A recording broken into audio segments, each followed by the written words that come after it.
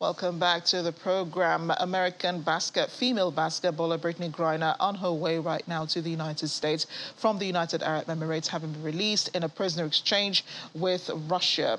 The Russian prisoner who was exchanged in her place is a notorious arms dealer, Victor Bout. He had been held in an American prison for 12 years.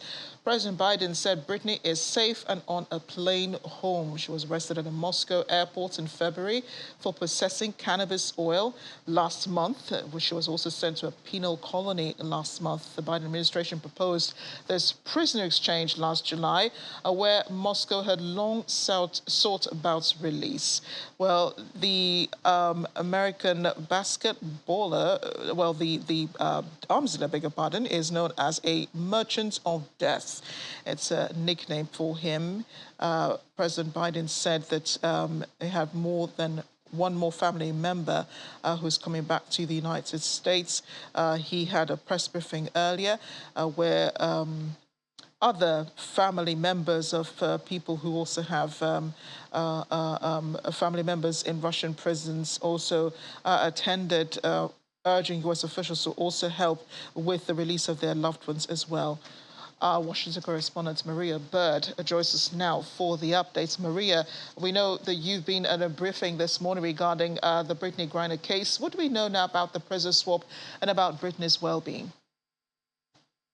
Well, this was, I think, a surprise to many. If you remember, just last week, there was an update by the White House regarding Brittany Greiner and her being in the penal colony. And so to hear today that for about the last 7 days, there has been negotiations, and it was around last Thursday where there was an agreement reached between the White House and Russia. And so it is very clear, I think, that the U.S. is very glad to see, one, that the diplomacy between the U.S. and Russia was able to prevail despite the Ukraine war and despite the tense relationships between the U.S. and Russia.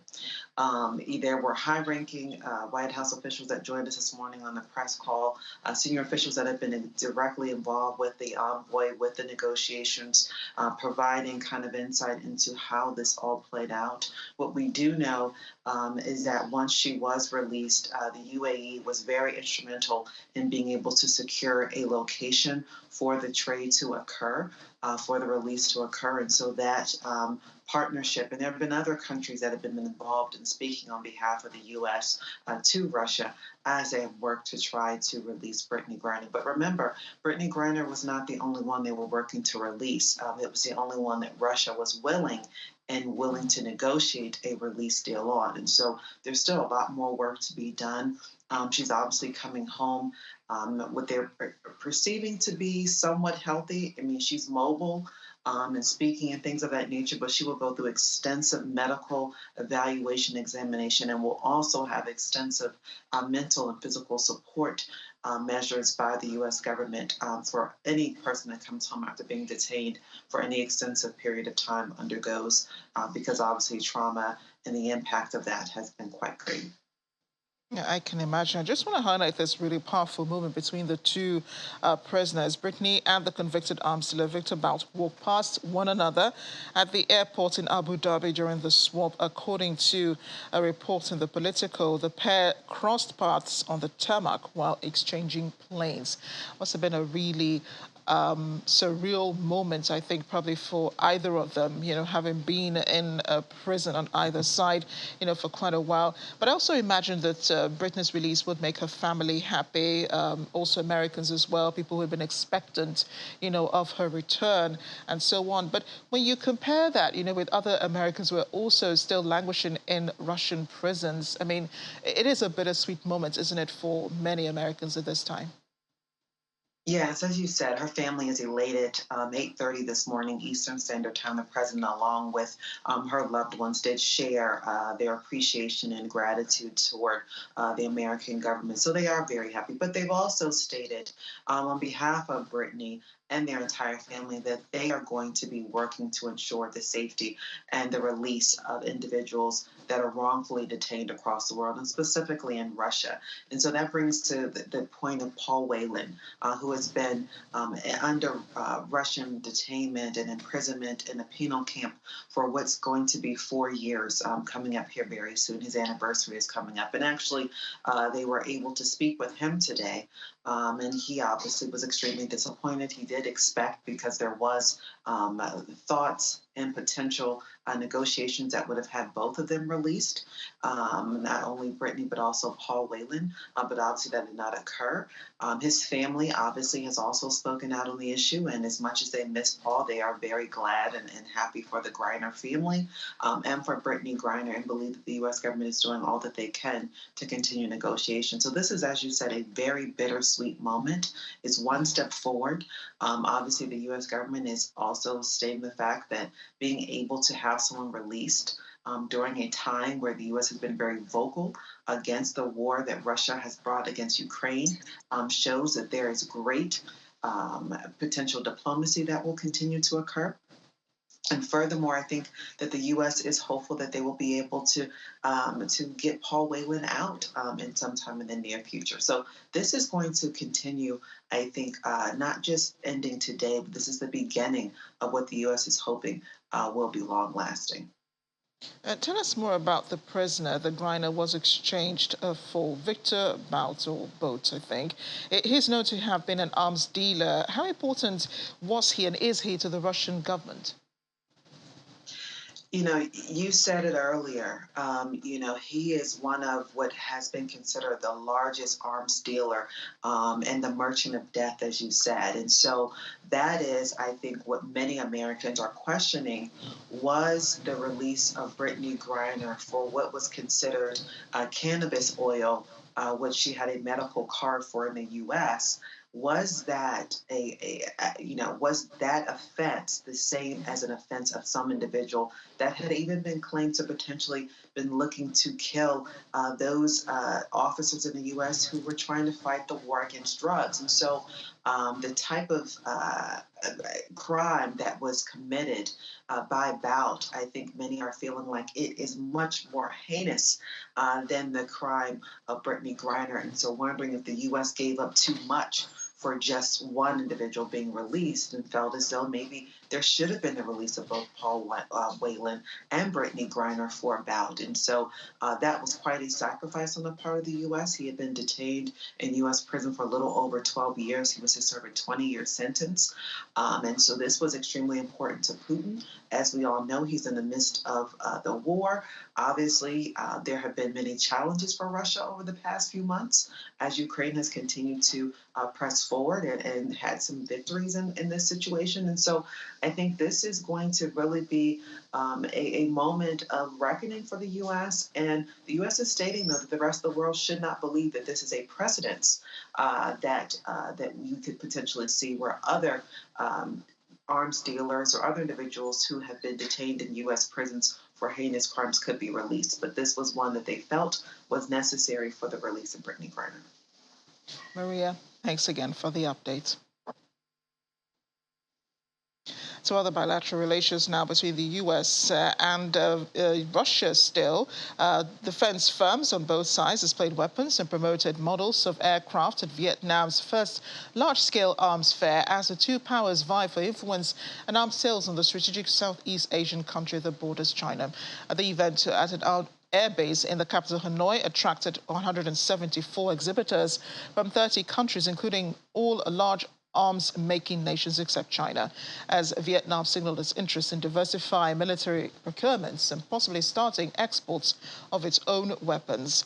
The arms fair represents a new stage in Vietnam's efforts to globalize, diversify and modernize, and the United States wants to be part of it, according to U.S. Ambassador in Vietnam, Mark Napper.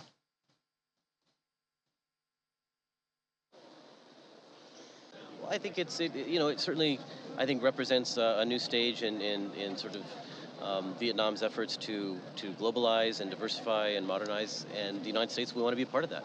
I think you'll see as well many allied countries of the United States have their companies here too. And so it's a great opportunity for us to get to know each other better, to understand the needs that are out there, and for us to better be positioned, I think, so when a need arises, perhaps one of our great American companies can fill that need. Yeah.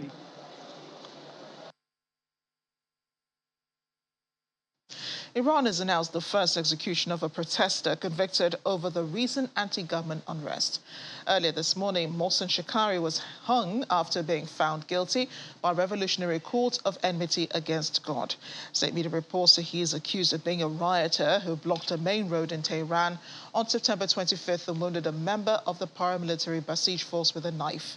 However, reactions have been trailing this, with an activist saying he was convicted after a show trial without any due process.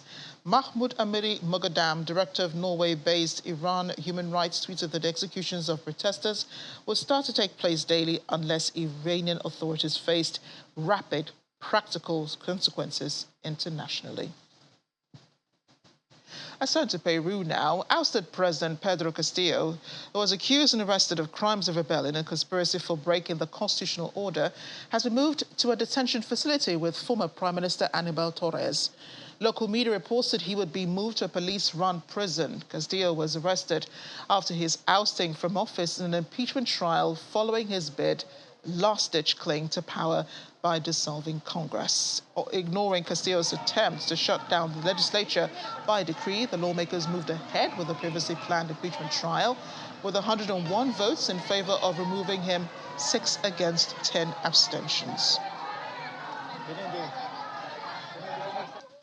Well, Peru has sworn in a new president just a day after that political drama that saw the leftist leader Pedro Castillo arrested after the impeachment result was announced to loud cheers. The legislature called on Vice President Dina Boluarte to take office. The 60-year-old was sworn in as president through to 2026, making her the first woman to lead Peru. She has called for a political truce after months of instability, including 2 prior impeachment attempts, and said a new cabinet inclusive of all political stripes would be formed. She lambasted Castillo's move to dissolve Congress as an attempted coup.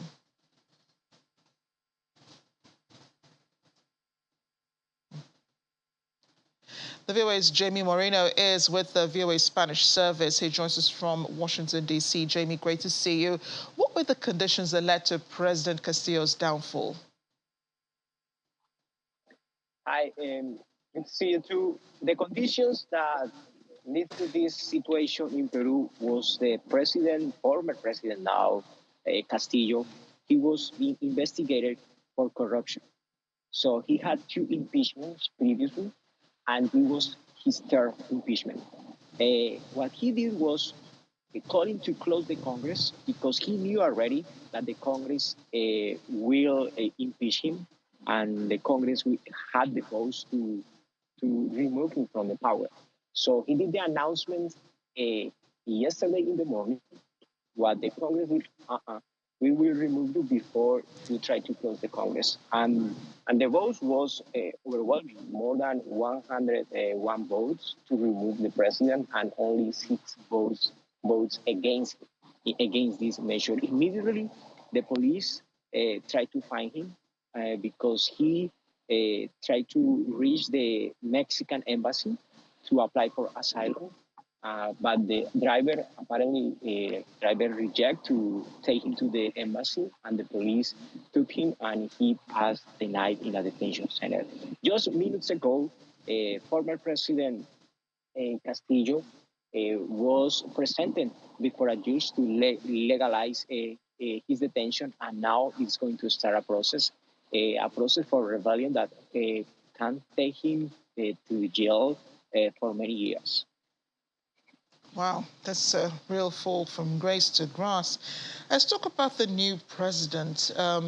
She was deputy president, from what I read, Dina Boluarte. Has she always been on the political scene, and has she been a real supporter of President Castillo himself? Until yesterday, was a very good supporter of President Castillo. When she was interviewed about the previous impeachment, she support her president, and she's coming from the same political aspect from former President Pedro Castillo, the left wing, but not the extreme left wing on this aspect in Peru. That's why some politicians in Peru from the extreme left wing tried to say that she was like a traitor for comments that she made in the past. And just to know what is his like political view. Um, she was kind of discreet in his role as a vice president. The former president, Pedro Castillo, named her like the minister of Minister in Social Programs. She was running government social programs at this time, but she had a very discreet role in the government. Now she is the new president. She will be in power until 2016, 2026, according to the period for which she was elected. The period initiated just 17 months ago. Pedro Castillo, let me tell you, has been one of those presidents that had lasted in the power the most, 17 months. Maybe you are not, the public is not aware, but in Peru, they have had 6 presidents in 4 years. It was a president who stayed in the power only for 1 week. Indeed. Yeah, and I'm sure that there'll be reactions on the streets of Peru regarding what has happened in the last 24 hours. Are people happy about the change? I mean, in Peru, people are becoming kind of accustomed to these kind of situations. People went to the streets to support former President Pedro Castillo, saying that the Congress is not respecting the people will, and he was elected for around 8 million votes. What the situation in Peru is that the Congress has the power to impeach a president, to revoke the president only with 83 votes of 130. Also, the the judiciary system has a lot of power over the president. The judiciary system, what happened with previous presidents, can order an arrest for the president. And at the same time, the president can uh, can call to close the Congress. So what is happening during the last 4 years is like the Congress, when they don't agree or when the president disagree each other, they try to go after each other. So it's the situation in Peru.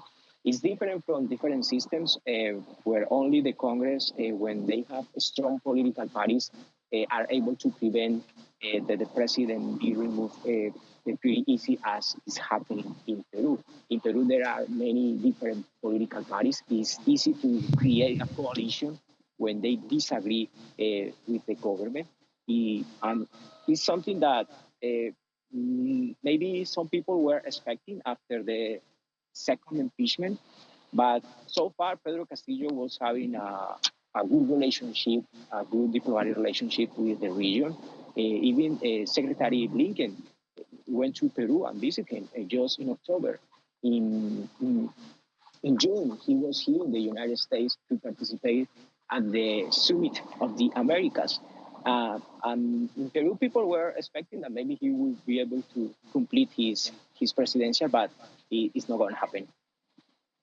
Indeed. Jamie, thanks again for taking us through the political happenings in Peru. You are welcome. Well, back here in Africa, a shipment of Ebola vaccine candidates said to be used in a clinical trial have arrived in Uganda. The country has confirmed 142 cases with 56 deaths since it announced an outbreak of the Sudan strain of Ebola in September. According to the Health Ministry, the consignment will be received from the World Health Organization's representatives at a warehouse near the capital, Kampala, and the start date of trial is expected to be announced by the Health Minister. Uganda has not registered any new positive Ebola cases in over 3 weeks, indicating the outbreak might be under control. The UN says 131 civilians in the Democratic Republic of Congo died in the month of November due to attacks by the M23 rebel groups. According to a UN report, the massacre took place in two villages, Kishishe and Bambo, in the Rutsuhuru district of the eastern North Kivu province. Investigators say the attack appeared to be a reprisal for a current government offensive on the rebels. M23 has denied the massacre, blaming stray bullets for just 8 deaths. But the UN's MONUSCO peacekeeping mission in the country says 102 men, 17 women and 12 children were arbitrarily executed by the rebel group as part of reprisals against the civilian population.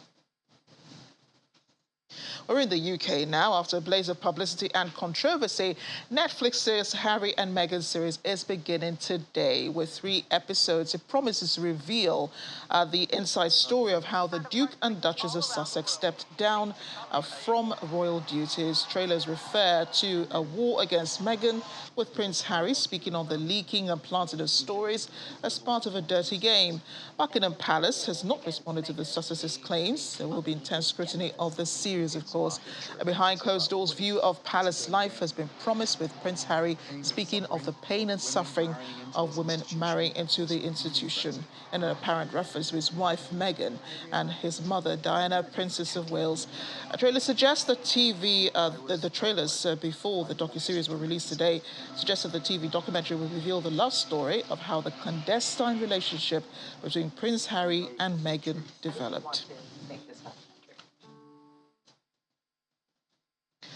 I beg your pardon, our London correspondent, Teniola Oyetayo, joins us now as she's been pouring through the trailer and possibly watched 1 or 2 series of this docuseries. Teniola, great to see you. It's been hours now since the release of the documentary. How are Britons reacting to it so far, especially the British press? Hi, Marachi. So it's really big news and just highlights what we know, that the royal family is big news. And reactions, as expected, are mixed. I haven't watched it yet, so that's something I'm looking forward to doing this weekend. But from what we've seen so far today, the reactions are as expected. You have the side who stand by the decision of the royal couple to go on camera, seeing it as necessary and in some way allowing them to tell their side of the story, especially in explaining their decision to step back from their royal duties in 2020. Well, the docu-series touches largely on the issue of race and the royal family, which has been a hot topic for a while now. But while some see this as a tell-all piece from the couple, some others have criticized them on social media. People have accused them of selling the royal family and trying to paint them in a negative light. Some others have also questioned why the couple would do this, seeing as they have accused the media in the past of intruding in their personal life. From what we know, press intrusion is a key theme of the show, with both Meghan and Harry talking about how the effect that media attention has had on their lives. So, you know, many people have questioned why exactly they've done this, apart from the $100 million they've reportedly been paid for the show. I can imagine. And I know the royal family does not comment on things like this. They're expected to rise above. But have there been or has there been more sympathy in Britain or in the UK in general for the royal family since talk about the release of the docuseries? Well, the show began with a statement saying the royal family declined to comment on the series, but the royal family have now said that they were not approached for a comment, and as expected, that they won't be given any comments with regard to this. You know, and to speak about sympathy, as for sympathy, well, it depends on who you speak to, especially with the death of the Queen. I think from discussions online, there was some sympathy for the royal family following the death of the Queen and the announcement of this docu-series. I think many people don't want to focus on the negative aspects of this, but, you know, it's difficult to get away from the talk of racism and the royal family, especially with what happened last week. Last week, Buckingham Palace faced renewed allegations of racism from a black woman, which forced the resignation of Prince William's godmother, Lady Susan, who was also the late Queen's lady-in-waiting. So I think rather than sympathy, many people are just curious in getting this perspective of the royal family from Prince Harry. It was a part of the family. What effect this will all have, we'll have to wait and see for people to watch the show till the end, I think. I think we'll have to, but looking at the trailer, even before it appeared, Prince Harry did try to make comparisons with his mother and Princess Diana and then his wife, Meghan. Do people see the similarities, though, or do they think otherwise? You know, people really love Diana, I think even in Nigeria as well, but she was also a very controversial figure. And clearly that comparison between Meghan and Diana is there. I don't think we can deny that. Meghan has been a controversial figure since she came into the royal family, since her engagement, the announcement of her engagement to Prince Harry was announced. But it's interesting, though, when the trailer of the series came out last week, Prince Harry was criticised by some for suggesting Meghan Markle experienced the same level of press intrusion as Princess Diana. And I think, again, it's mixed because the issue is divided. Some see Prince Harry as protecting his family from the same treatment his mother faced, while others think they are putting themselves in the spotlight with the interview with Oprah last year and now this show. Thank you. Thank you so much, Teniola. I'm also looking forward to watching the documentary, the docuseries as well this weekend. Thank you for keeping eyes and ears open for us in London. And as we end the program, Britain's pantomime season has taken to the skies, literally, I think. The press launching a show 443 feet above London in the city's London Eye tourist attraction.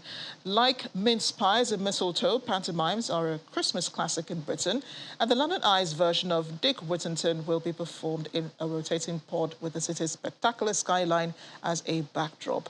Opening on Wednesday, December 14, the Christmas Panto Pod is decked with velvet seats, spotlights and a miniature stage, enabling actors from London's Phoenix Arts Club to give the audience a performance to remember.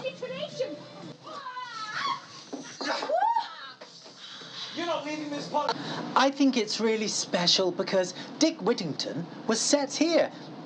Right down there is Sir Mary LeBeau, over there Highgate, and of course he became Lord Mayor. So here we are, literally in the story. It's a very sad tragedy. No, it's not. Of course it's not. It's Panto, for heaven's sakes. Sweets, fun, interaction, and a gorilla. We are absolutely thrilled this year to be launching a Christmas Panto Pod, which follows the story of Dick Whittington and his cat 135 metres above London. Now, when we tell people that we've got a Panto in the air, they often say, oh, no, there isn't. But, as you can see, there very much is.